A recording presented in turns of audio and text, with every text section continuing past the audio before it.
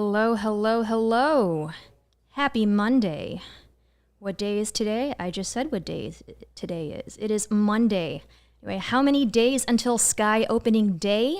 It is May 6th, so that is 45 days, 6 hours, 51 minutes. But who's counting? Anyway, we're living our best lives in the CHGO studio, coming to you today from the scenic West Loop. I am Janice Scurrio. You can follow me on Twitter at Scurriosa, Scurriosa. And with me, as always, is my indubitable co-host. I will go ahead and let you introduce yourself, Sabria. Hey, everyone. This is Sabria Whitaker. Please feel free to connect with me on Twitter and Instagram. Tell me your thoughts, any topics you want to talk about. You can find me at SUBRIA_Whitaker, WHITAKER. You can also follow the Chicago Sky, CHGO Sky Twitter account. That is CHGO_Sky. And also while you're at it, you might as well follow CHGO Sports as well. That Twitter account is CHGO_Sports. Anyway, we got a really fun show for you planned today. We're going to break down some of the new news in the WNBA since we last spoke to you, a little bit of March Madness, and yeah, we've also got a really fun segment towards the end as well. Anyway, let's talk about some of the stuff that happened in the WNBA since we last met. All right. So the Connecticut Sun and the Atlanta Dream have announced their preseason games. The Dream will host the Washington Mystics on April 24th at 3 p.m., and the Sun will host the Dream on Sunday, May 1st at 1 p.m. So, yeah, anything interesting about those games there? Well, I mean, I'm interested to see Washington because I feel like they have 20 people on their roster right now. Obviously, I'm exaggerating, but they really do have a ton of people, including a Chicago native. Everyone look out for that, Lene Harper. And, of course, everyone's ready to see the Dream, who have gone through some things, and it's obviously not anywhere near the same Dream team that you saw last year. So definitely looking to see how Tip and Erica Wheeler, formerly on LA Sparks last season, I'm looking to see their connection, their on-court chemistry, and really see what they can do with a lot of these new pickups that they got. And this preseason game will also be the first meeting between the two teams since they closed out the 2021 WNBA regular season. So the Sun picked up its 14th straight win there, 84-64. And yeah, that was the league's longest win streak to end a regular season. So some other fun stuff going on in the WNBA. Oh, wait. Actually, I'm so sorry. I also have to point out that the Sun hosting the Dream is also interesting because they just signed their former player, Courtney Williams, who just came from Atlanta. So kind of like, I guess, a revenge game watch, if you will. So definitely want to check that out and throw that in there. I think they're smart for that. Whoever's idea that was, they're actually genius for that. Spoiler alert, we're going to talk about a revenge game later on in the show, but I'm not going to ruin any surprises for you. Right. So former Sky, Jontel Lavender, signed to the Seattle Storm after being waived by the Indiana Fever. The Fever seem to be waiving everybody. Yeah. They're waiving everybody and their mom. Yes. Everyone's consensus on Twitter seems to be, we have no idea what they're doing. So definitely interested to see how that translates. Since they did just, waive Kaiser and Aaliyah Wilson and then Jontel. So looking to see what that roster is finally going to look like. Right. So Diamond DeShields, we talked a little about her last week and what the Sky need to do to replace her, but she officially said goodbye to Chicago with some really heartfelt social media posts on her Instagram. She referred to Chicago as her sweet, sweet Chicago, and after that first sentence, I started to tear up a little bit. But anyway, Diamond is going to be coming back to Chicago. The Sky are going to host the Phoenix Mercury, that finals rematch. The first game is going to be Tuesday, May 31st at 7 p.m., Saturday, July 2nd at 12 p.m. So, Sabria, would you like to give Diamond her flowers once again? Oh, sure. I always have to give Diamond her flowers. I'm going to miss the spark, the energy on the court, on the bench, the community service. But most of all, I'm going to miss the fits. Yes. I think if we did a bracket or anything where voting was involved, maybe for all the 12 teams, like best dressed, I think the Sky might have to drop down a little bit now that we lost Diamond, because everyone knows what I'm talking about, that all black fit where she looked like a rock star. Yes. Definitely going to miss that. And I don't think she's going to be able to pull off leather pants in Phoenix this summer. I mean, maybe she wants to call my bluff on that, and we'll see. But definitely going to miss her. And so I think everybody should make sure you do come on out to that May 31st and July 2nd game to welcome home Diamond. I assume and imagine that they're going to play, a video for her so we can take a look back at all of her greatness, of the last 4 years over the Sky. And so if you are looking to come to those games, Chicago Sky single game tickets are on sale now. You can purchase discounted tickets to any and all home games through Grow the Game, and a portion of the price will be donated directly to Grow the Game. You can get your tickets now at growthegamew.com. And for those of you who need a refresher or who are unfamiliar with Grow the Game, it is a nonprofit organization that I started last year to increase engagement, attendance, and involvement in women's sports. So we would really appreciate you to come join us and figure out what Grow the Game is about. Come to the Sky game and make a donation in the process.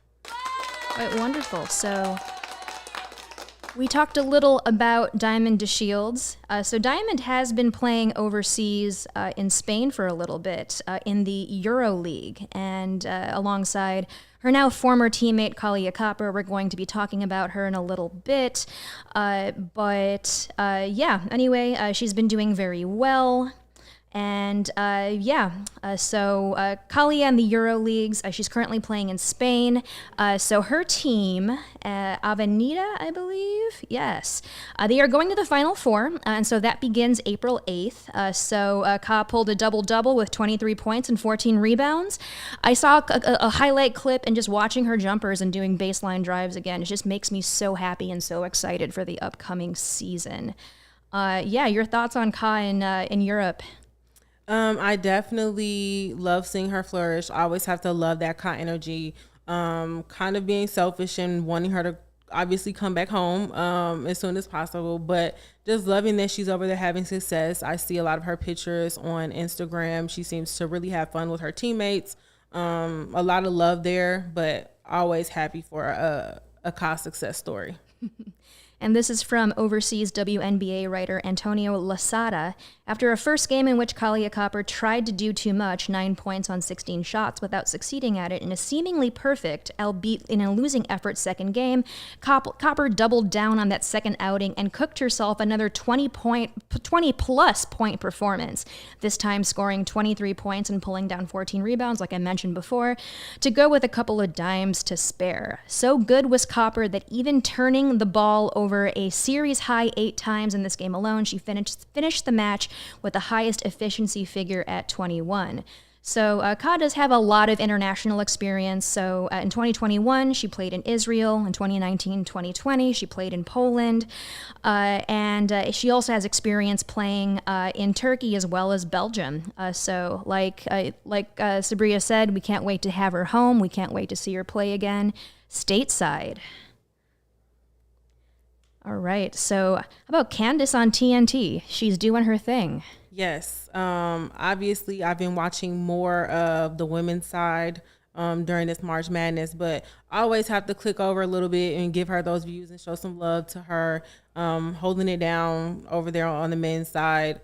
Unfortunately, I can no longer watch as my Fighting Illini have been eliminated. But I will just throw a Morgan Park plug in there and say I will possibly keep watching because, Morgan Park has a Sweet 16 success story right now with an alum in Miami Canes. So definitely, if you want to see Candace, you miss her face like half of WNBA Twitter, check her out doing her thing on TNT. Speaking of doing things and stuff too. You know, we do both stuff and things here at CHGO. The best way to support CHGO is to download the PointsBet app and use the code CHGO when you sign up. If you do that right now, literally right now, you'll get 2 risk-free bets up to $2,000. But that's not it. If you make a $50 or more first-time deposit, you'll receive a free CHGO membership, which unlocks all of our web content, and you'll even get a free shirt of your choice from the CHG locker. You should get the Sky shirt. That's $2,000 in free bets, a free CHGO membership, and a free t-shirt, specifically the Sky one, cough, cough, from the CHGO locker, all for making a $50 first-time deposit at PointsBet. If you have any questions, you can email pointsbet@allchgo.com and we'll help you out. Maybe not me, but one of us will. It is your home for live in-play betting. Just got better in introducing PointsBet's new features, live college basketball same-game parlay. And for the first time ever, you can build the perfect live same-game parlay only with PointsBet. You may combine your favorite bets anytime during the game. And you want more? You can also boost your live same-game parlays. Watch live, parlay live, and boost live with PointsBet. And now, online sign-up, guess what, is also available in Illinois. You can download the PointsBet app right now, like I mentioned before, and register your account from start to finish, all on your fancy little smartphone. Plus, during PointsBet Match Madness, not to be confused with March Madness, all users can earn up to $100 in free bets. During each round, just place a $50 pregame wager and get a free $20 live bet to be used for that round. So, what are you waiting for? Besides this show to finish, and after you hear all of our hot takes, once the game starts, don't just bet, live your bet life with PointsBet. Gambling problem? Call 1-800-522-4700. On CHGO, just to remind you, there are podcasts and live shows on every team, every day, including the reigning champion Chicago Sky, post-game shows, premium written content for members at allchgo.com. You may read the works of Sabria and I once you do so. Dope merch for all teams, and a free shirt when you become a member, and also access to a members-only Discord called the CHGO Lounge, where if you haven't yelled at us on Twitter, you can yell at us via Discord. So who wouldn't want to miss out on that? But anyway, now moving on, there's a little nationwide sensation going on known as March Madness. All right, so our March Madness recap, there's been plenty of drama, plenty of spicy games have been played. And of course, too, we've also got our hometown story as well. So Sabria, where would you like to start? So I would like to start by shouting out and throwing a little love to Howard. For those of you listening who may not know, Howard is an HBCU, which stands for Historically Black College or University.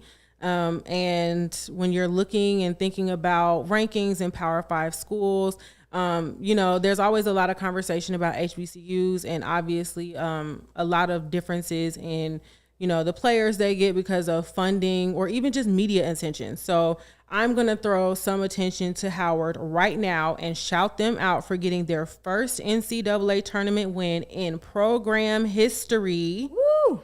Go Howard in the first 4 before unfortunately falling to number 1 South Carolina. But I mean, hey, it's South Carolina. If you're looking at people's brackets, I'm sure most people have South Carolina as the champs. I mean, I even, if I remember correctly, I even saw Brianna Stewart do her bracket, and she actually did not pick UConn. And I want to say she and Candace Parker both picked South Carolina. I could be wrong on the SUI, but I know for a fact it was not UConn.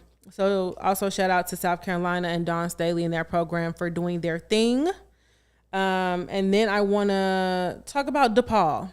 Woo, DePaul. I always have to talk about DePaul and push my Anissa agenda, as Nicole called it in our comments last week. DePaul fell to Dayton in their first 4. However, freshman phenom and Simeon alum and Southside Chicagoan Anissa Morrow earned her 27th double-double this season, which is currently number 1 in the NCAA. She had 28 points and 17 rebounds. And yeah, the U.S. Basketball Writers Association also announced its All-American team last week. And yeah, the breakout rookie was selected to the second team. So woo on that.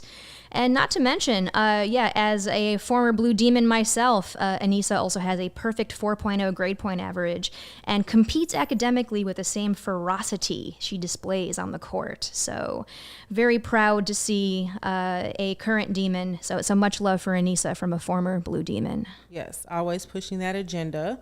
And then next, I want to talk about a couple upsets. Yeah, some spicy games. Yes, very spicy. So I do have a top 5 moments of madness. So just to make that disclaimer, right now I'm just giving the recap of some things I think everyone listening should know if you are unable to follow every single game, because as we know, a lot of them are playing concurrently and it's so hard to follow all of them. And then I'm going to get into my top 5 moments of madness in a bit. But for the recap, I want to talk about Belmont, who bounced Oregon after a heartbreaking and double overtime thriller at Oregon. Whew. Yeah, and it was a third straight double-double for Niara Sabali, too. 27 points and 12 rebounds. And some of you may think that name sounds familiar, and you are right, because her big sister is currently in the WNBA at Dallas Wings, on the Dallas Wings. So definitely excited to see, her WNBA stock. I think right now people aren't really sure. I don't think she's declared, so not really sure if that's the route she's going. But if she does go that route, definitely interested to see the sister, which we have a couple sisters in the league. So definitely interested to see how that goes. But tough break for Oregon.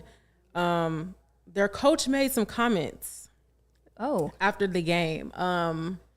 Couldn't really find it to, because I like to quote people. I like to pull receipts. I like screenshots and I like quotes.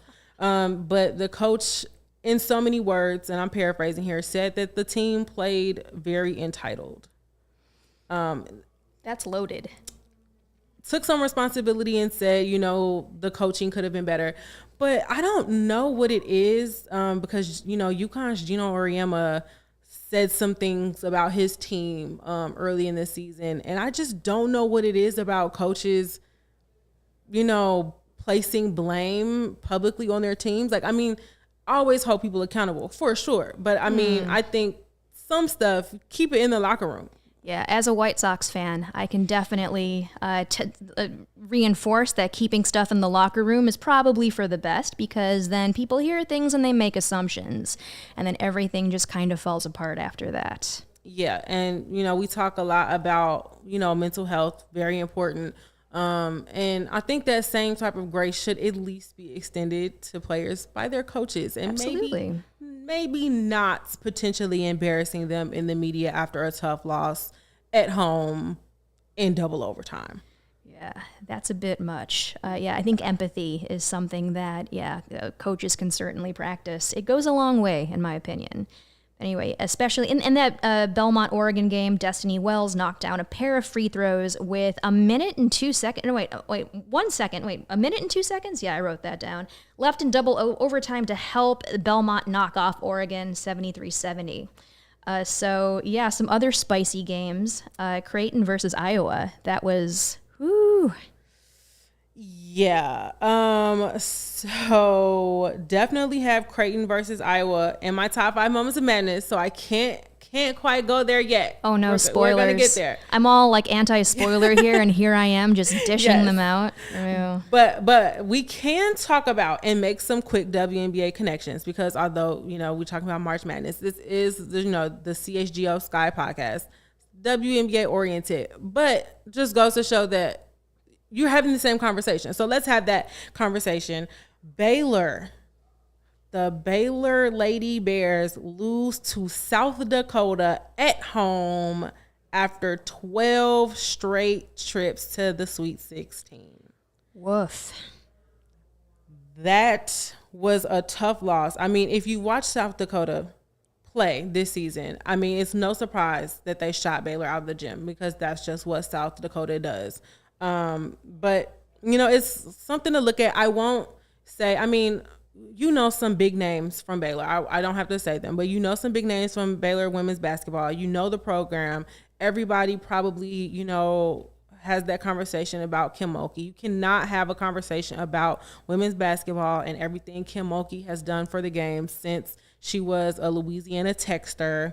But she was the coach at Baylor up until this season. The current coach for Baylor is now former Atlanta Dream coach Nikki Collin. And so now that Nikki is the coach at Baylor, Kim Mulkey went and headed to LSU, who we're also going to talk about in a second. Ooh. And she took the place of Las Vegas Aces president Nikki Fargas. This is all very interconnected. Yes. You are spinning a web right here, Sabria. Yes, definitely want to mention that because, you know, as you all may have heard if you're watching games on the broadcast, Nikki Fargas's niece is one of the star players at LSU, Kayla Pointer.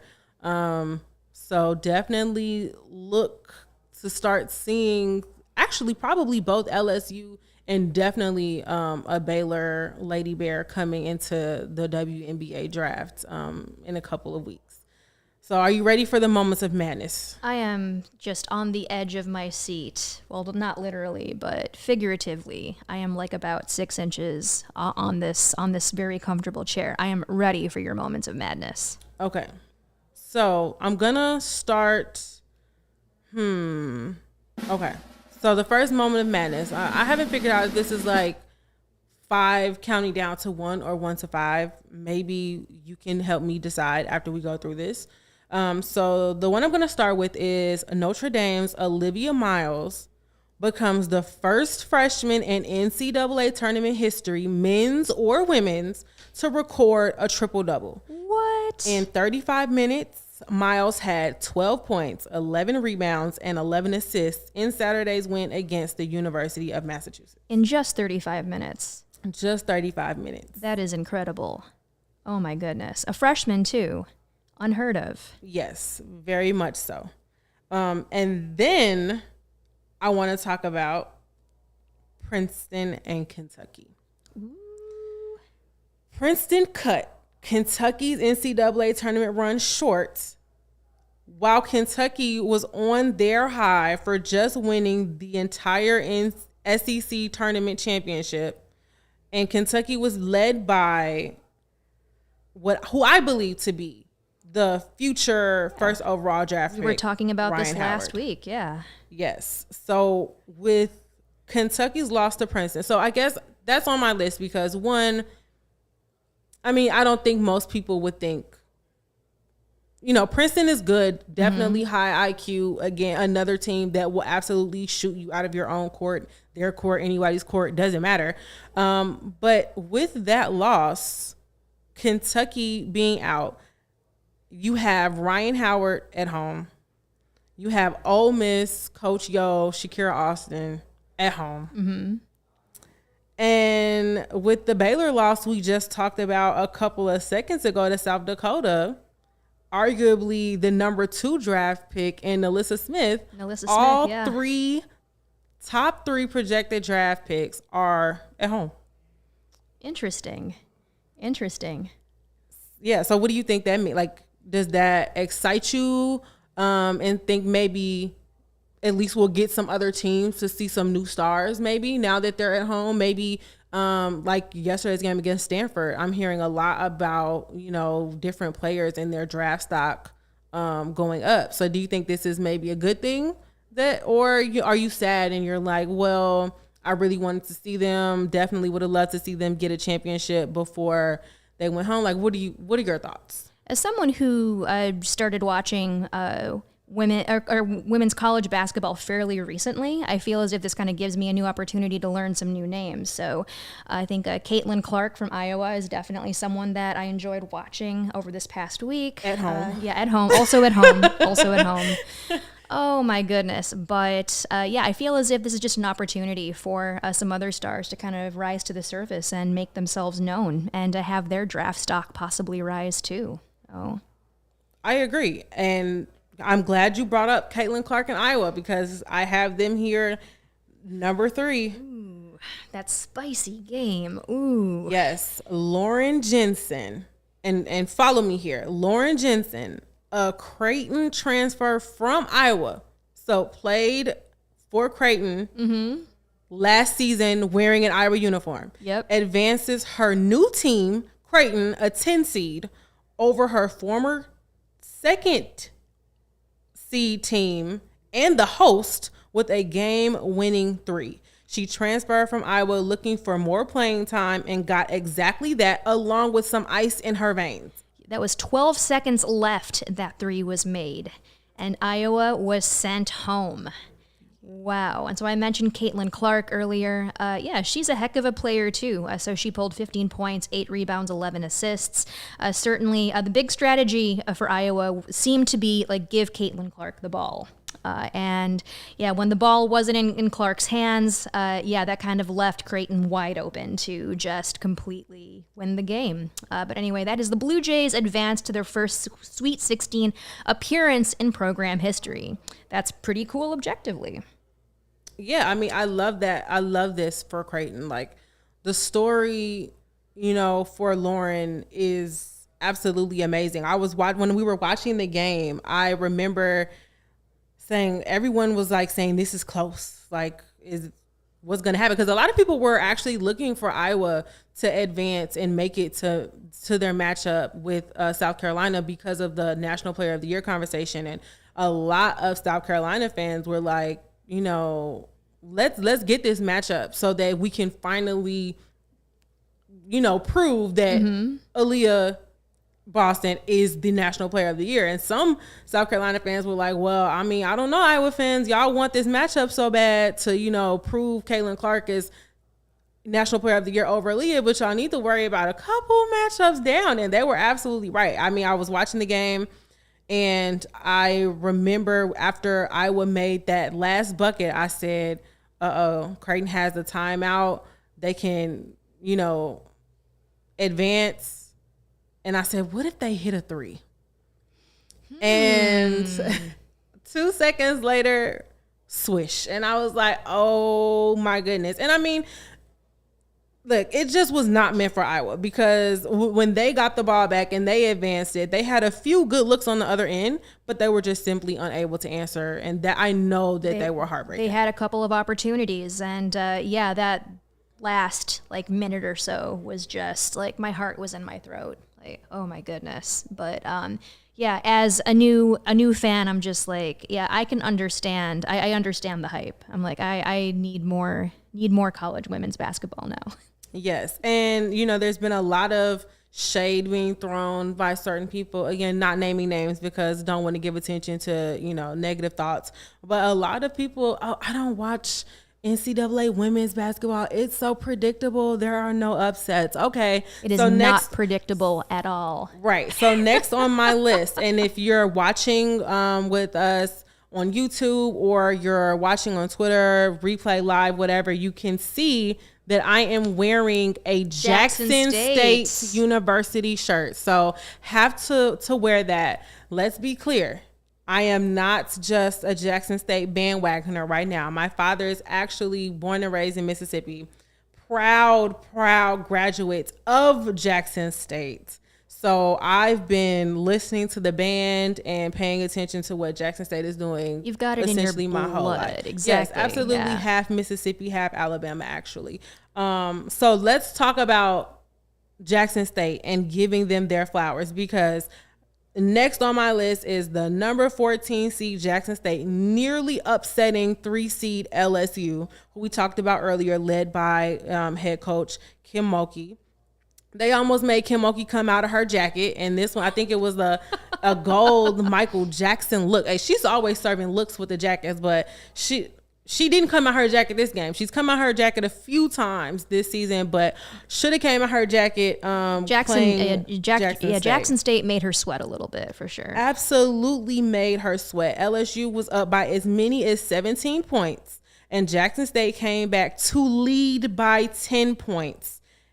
The score was at one point 74-64 in Jackson State's favor before eventually falling 83-77. Now, I want to talk about this. For those who didn't get a chance to watch, I'm going to give you a little play-by-play of how this all went down.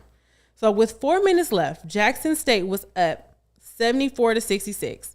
The players were applying pressure led by Maya Crump and the coaches making the necessary adjustments.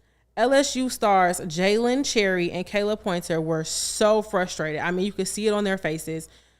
Great job by LSU Faustine Afua for crashing the boards and getting a much-needed putback to keep them in this game. On the very next play, Kayla gets the steal, takes it to the basket, and draws a foul. Now, some of us watching at this point, we're questioning, was it a foul? Was it a phantom call because of, home court advantage bailouts? We don't know. After she draws the foul, it's a 3-point game. That escalated quickly. Next play, the same win or go home mentality gets Cherry another steal and the bucket. Now it's a 1-point game. So this is all about 3 minutes at this point. So absolutely want to give credit where it is due for LSU for making this rallying comeback. Ryan Payne unfortunately causes a second delay of game after being warned earlier in the game, so she gets a tech and fouls out. So at this point, Twitter is going crazy. Everyone, I was actually, in the shop just looking at my phone, talking on one phone, calling, hey, are you watching the game? Like, turn on JSU right now. I'm calling home like, Ma, tell Dad to turn on the TV and watch Jackson State. I'm like, everybody needs to watch this game. I tweeted, if you are not watching LSU versus Jackson State, what are you doing? So now it's the 1-point game. And after Payne fouls out, up 1, Crump misses both free throws and the opportunity to extend the lead. And then unfortunately it just all goes down for Jackson State from there, and LSU was able to come back. Oof. But still, though, fantastic showing. Jackson State had never won, or neither had its conference, SWAC. So yeah, still incredibly a fantastic journey for them. They completely just, rose, a very meteoric rise, I guess you could say. But yeah, let's talk about Tamika Reed. She's definitely kind of like the star, and everyone's talking about her, and everyone's saying that she's the next coaching star on the rise. Yeah, we have a little bit about her later in the new segment we're gonna do today. But I will say that following that game, there was some controversy because afterwards, Kim Mulkey made some comments. She said that she, in so many words, told Tamika that she's not going to be at Jackson State for long if they don't pay her. And, you could kind of take that both ways. Some people having conversations saying, she should, this was her time to shine. And so then other schools are going to probably want her. And here's the thing that I need a lot of people to stop doing when discussing these things in women's basketball. It is not a compliment to assume that someone's current position is just a stepping stone and they now have an opportunity to go somewhere that you see is more prestigious. Yeah, I remember that a lot of folks were saying that, Becky Hammon and her new role in Las Vegas was just a stepping stone to a coach's job in the NBA, and that's not true. That's not true at all. To be the head coach of the Aces is a fantastic. That's a fantastic position to be in. It is, and I don't like that people say that. I think, and then you have to say the same thing, with women's and men's sports. Like for me, I was happy to have been an intern for the Chicago Bears, and the Atlanta Hawks. And that doesn't mean that, me now being more involved with the WNBA. That's not to necessarily get back over there. Like, no, I was using those opportunities to get to a WNBA opportunity. So you can do the other way around, and it's just where that person wants to be and where they belong. And I think we have to be conscious of the same thing. Jackson State is building something. They are doing what needs to be done. And it started with Deion Sanders, and people had the same comments. HBCUs have made a lot of, NFL stars. Like, HBCU talent is not new. Unfortunately, we don't see them get as many opportunities because they don't have as many resources. But when you have, coaches like Coach Reed and Coach Prime going back to these HBCUs and investing and bringing attention, that brings more resources, that brings more recruits and helps build a program and a dynasty. Stop trying to take them away from that. Stop talking down on that. Let them do what they want to do, and you can support them where they are. You do not need to move them to somewhere that you think is better as a reason to support them. So let's keep showing love, giving flowers, supporting all the coaches, and building programs, especially at HBCUs. That's right. That's right. And frankly, I'm going to bet on Tamika Reed. She is going to be back. This is not the last time you've seen of her. No one who has been watching Jackson State should be surprised. I mean, she is the SWAC Coach of the Year for a reason. And speaking of bet, if you enjoy CHGO, one way to help us continue to grow is to download the PointsBet app and use code CHGO when you sign up. Not only are you going to get 2 risk-free bets up to $2,000, but if you make a $50 or more first-time deposit, you'll receive a free CHGO membership, which unlocks all of our web content, and you'll even get a free shirt of your choice from the CHGO locker. If you have any questions, email pointsbet@allchgo.com and we'll help you out. And in case you missed it, online sign up is available in Illinois. You can actually download the PointsBet app right now and register your account from start to finish, all from your phone. You'll be signing up with the fastest sports book, easier than ever, so you can start living your bet life in seconds. So what are you waiting for? Once the game starts, don't just bet, live your bet life with PointsBet. Gambling problem? Call 1-800-522-4700. We've got a 5th mad moment of March. A mad moment, I guess you could say. And that is Stanford's Fran Beliebe. She got the block, went coast to coast, and threw down a one-handed dunk that was shot out by none other than our very own Candace Parker. So just watching this video that Candace posted on her Instagram, just the play was absolutely just like synchrony. Like it was poetry to me. And to recap, Candace actually did the first dunk ever in an NCAA tournament while she was playing for Tennessee on March 19th, 2006. So it's almost exactly 16 years before Stanford's Fran's March 18th dunk. But yeah, fantastic story about Beliebe here. Your Beliebe takes and thoughts. It was amazing. For those of you who haven't seen it, I suggest you go to Fran's, Stanford's, Candace Parker's Instagram, Twitter's. I'm sure it's all over the place. I watched that, in real time. She got the block, went from on the other end, then goes from coast to coast and takes it all the way to Stanford's basket and throws it down with the one-handed dunk. I mean, it's outside of the block part, it almost was like the same as Candace. Like the side by side is and Candy. And Candace, when she posted it, she said, "Evolution, way to throw it down, Fran. Good luck the rest of the way, and let's keep pushing the game forward. Hashtag the video quality shows my age." As someone who is the same age as Candace Parker, I saw that and was like, ooh, but also that's still pretty cool. That is absolutely very cool. But yeah, Candace also added a second dunk in the second half of that game. The Lady Vols ended up winning 102-54 over Army. So that segues into our next sub-segment. It is Women's History Month, so we're going to talk a little bit about the Chicago Sky and their involvement in March Madness history.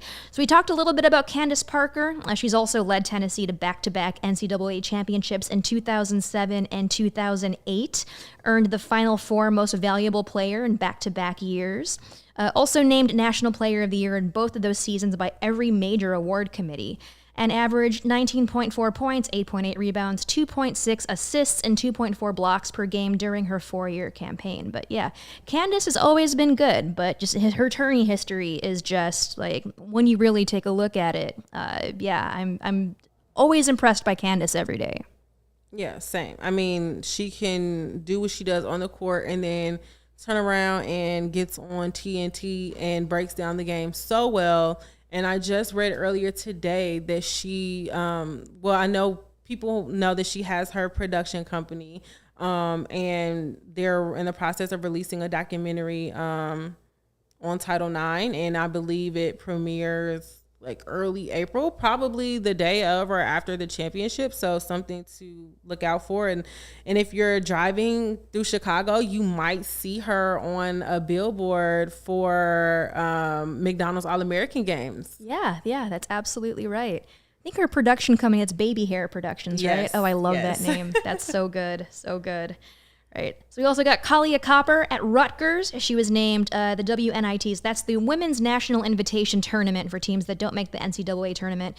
The most valuable player in first team All-American Athletic Conference. She excelled twice against the eventual NCAA champ UConn and put up 20 and 22 point efforts against the Huskies. We've also got Kayla Davis, who the Sky signed to a training camp contract at South Carolina, whom we mentioned earlier. 20 points in both of those games of the Stockton Regional to put the Gamecocks into a second Final Four in 3 seasons. And last but not least, we've also got Courtney Vander Sloot at Gonzaga in 2011. Sloot led Gonzaga to the win over UCLA in a second-round game versus UCLA, where she scored 29 points, 17 assists, and 7 rebounds. So those are the members of your Chicago Sky in March Madness history. Love it. Absolutely love it. Can't wait to see who we're watching now and who will eventually put on that Chicago Sky uniform. And then at some point, we'll be having the same conversation. Mm-hmm. And one more note about Sloot. She had that smashing 2011 to eventually be drafted 3rd overall by the Sky to become the Sloot we all know and love today. Point guard. The point guard. Yes. All right. So moving on to our brand new segment called A Court of Law. Yes. Oh my God, I love that graphic. Goodness. Right. We've got the Honorable Sabria Whitaker presiding over some cases here.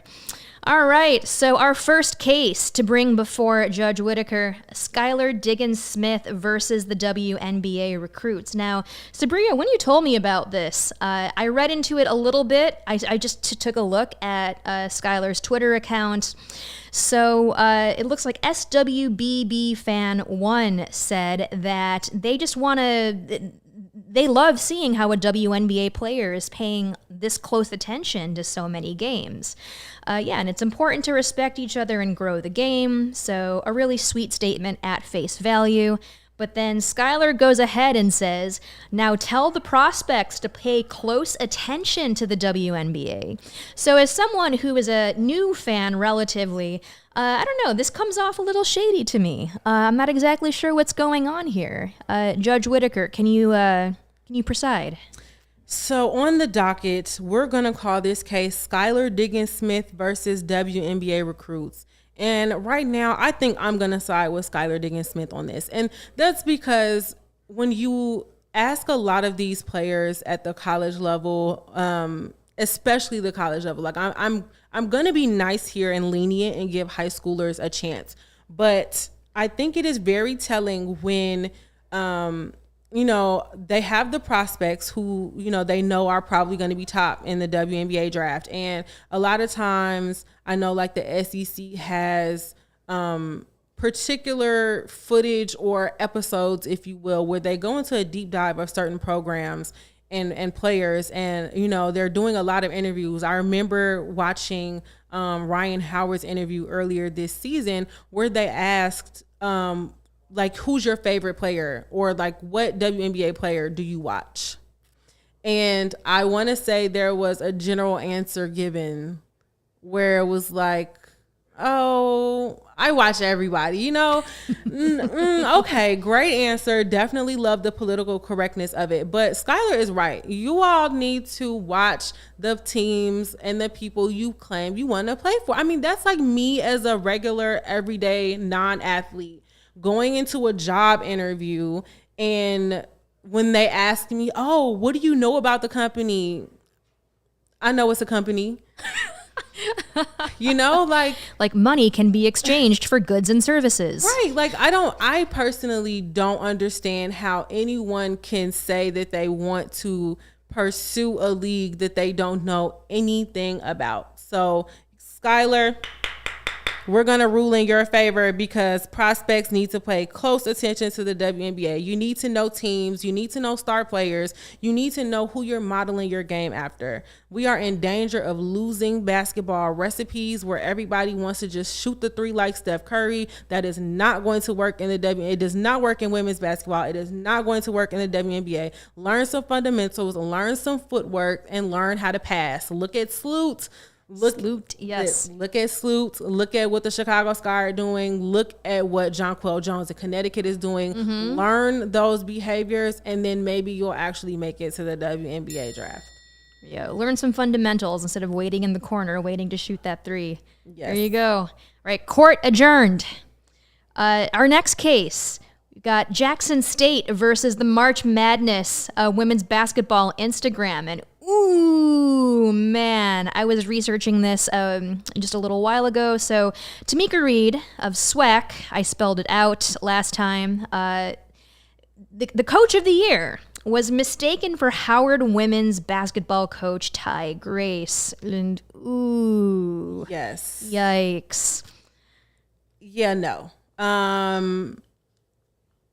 Yeah, NCAA March Madness women's basketball social administrator, you are held in contempt, absolutely out of order. Don't ever do that again. Log out, go to sleep, eat some food, touch some grass, and try this again. Because I mean, I really don't mean to sound like stereotypical, but all Black women do not look alike. The same. Social media person, come on. I mean, maybe I would understand if Howard was even still in the tournament, but at this point, Howard wasn't even there anymore. They had already lost to South Carolina like the day before, if not a couple of days before. Yeah, probably a couple, because I want to say South Carolina played. Don't do that. Research. I mean, to tag the school. I mean, maybe the good thing is that they at least were consistent with the coach and the school. Like they knew that, Ty Grace was the coach of Howard. But like, let's just do better. I mean, at this point, you only had 30 something teams. You know who plays on what day.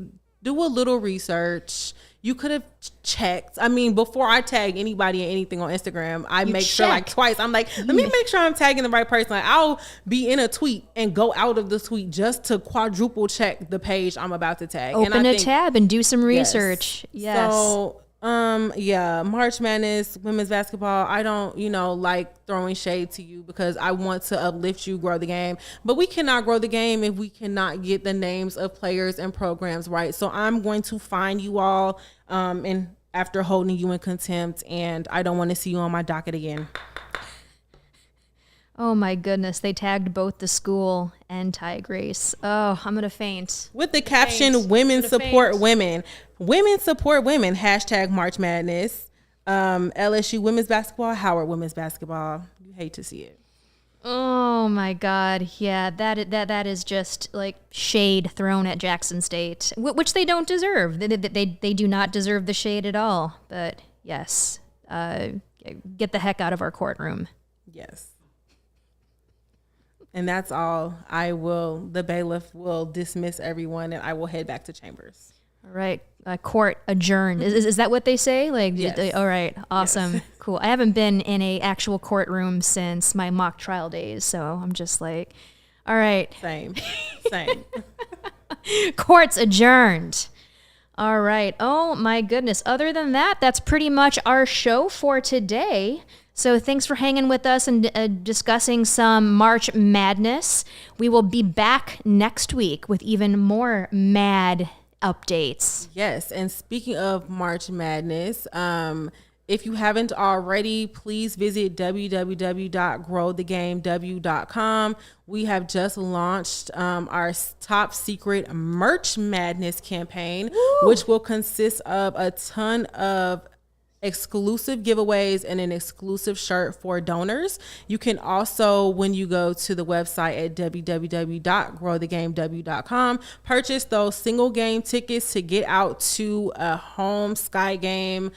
Keep following us on social media, on Twitter, Instagram, TikTok at growthegamew for more information on any special events. We are going to announce a watch party soon for the draft that we will be talking about in the next couple of weeks. So make sure you do that, get those tickets and donate, and let's all continue to grow the game together. And that starts right here on the CHGO podcast. Covering women's sports. Shout out to the CHGO team and family for allowing me to throw these spots in here, supporting women's sports. So I'd love to see it. Wonderful. Oh, we have a question. Wait, where is Diamond going? Diamond was traded to the Phoenix Mercury. So Diamond will be protecting all the locker room doors from Diana Taurasi. That's going to be her main role in Phoenix. Hopefully that's what she's doing instead of getting into a little tit-tat scuffle with teammate Sophie Cunningham. For those of you who may have remembered, she threw a little shade when she crossed Diamond during the finals and put on Instagram and clowned her and told her, I remember that, said she was in the Brittle Bone Society. But Sophie also just got into a lot of hot water recently on Twitter. Yeah, she won't did. go too much into it, but hopefully her and Brianna Turner can talk a little sense into Sophie down in Phoenix. Yeah, Diamond's definitely got some work cut out for her in Phoenix. But anyway, that is our show for today. Be sure to tune in next week where we'll have a little bit more of a draft preview, more news from around the WNBA, as well as the March Madness stuff that's going on too. Anyway, I'm Janice Scurio. And I'm Sabria Whitaker. Thanks for watching /listening. Have a great night /day.